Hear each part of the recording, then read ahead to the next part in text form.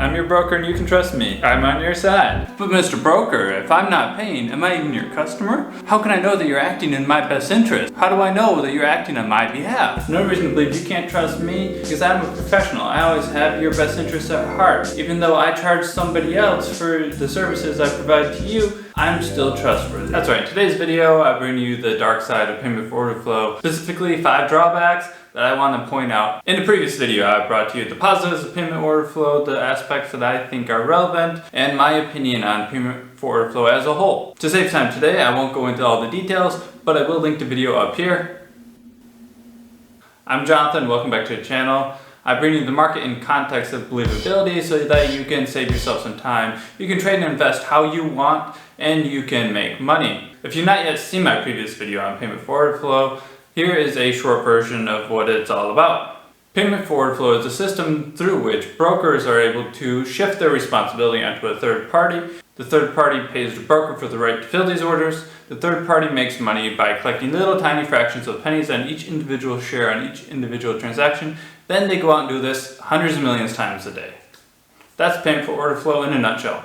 Now on to the list of the 5 detriments of payment for order flow. Trust. How can I trust if I'm not paying for the service that is being provided to me? How can I trust that my broker is going to provide the best fills for me? How can I trust that my broker will always provide me the best service instead of looking out for their best financial interest, which means taking care of the third party who's actually paying them? This is the crux of the problem. The short answer is there are laws, rules, and regulations put in place by different organizations and governments throughout the world, from the SEC to FINRA. In the US, brokers are required to disclose on their websites that they're taking payment for order flow. Sometimes they call it something different, as you can see here, but what is important to note is that it's supposed to be public. The brokerage industry isn't the only industry where we see this triangle effect in action.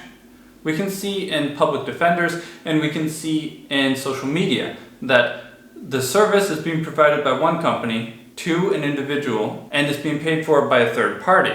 And in each of these situations, as with brokers, this triangle relationship exists, and it begs the question, can we trust that the services provided are in the best interest of the one receiving the services, or in the best interest in the ones paying for the services?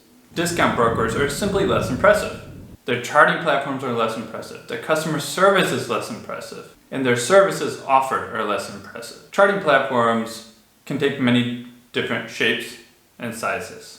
We can look at something like barchart.com, we can look at Robinhood's charting platform, we can look at TD Ameritrade's Thinkorswim platform, we can look at Interactive Brokers or Webull. They all have their own charting platforms to different levels of quality.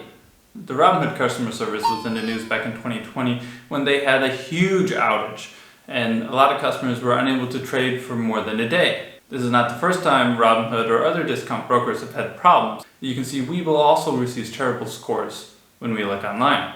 Conversely, Interactive Brokers receive slightly better scores when we look at customer service scores online. They're not great. The usage of margin, the ability to sell short, and the usage of leverage are 3 areas where discount brokers tend to fall behind. While there may be different reasons, and I may have my own opinion on if these reasons are valid or not, it is just simply the fact that these brokerages do not offer the same types of financial services that other brokerages offer. A lack of track records. A third drawback from discount brokerages is that they tend to have a short track record, meaning they are either startups or recently out of startup phases. This means it's much more difficult for traders and investors to have confidence that these companies will be around in the future. This lack of confidence can be a problem when you're thinking that you just want to set something and forget it for the next 10 years, or if you're new in your career, next 30 years. Tax reporting. All governments require certain disclosures about taxes and about the transactions that took place in financial markets. And if your broker doesn't provide you good enough financial reporting in order for you to declare your taxes appropriately, you could be in trouble, or you could spend a lot of time doing something that's not that difficult. Not all discount brokerages have all of the account types that one would want. There are many different account types that you might want to employ based on trusts or retirement accounts or if your discount broker doesn't have it, you may be out of luck. And that may be really, really expensive down the road.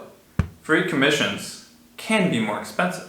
And here is how. Let's set up a scenario where we look at commissions, slippage, and number of shares and explain what they are, and then look at how the effect on our bottom line will change as we change these numbers.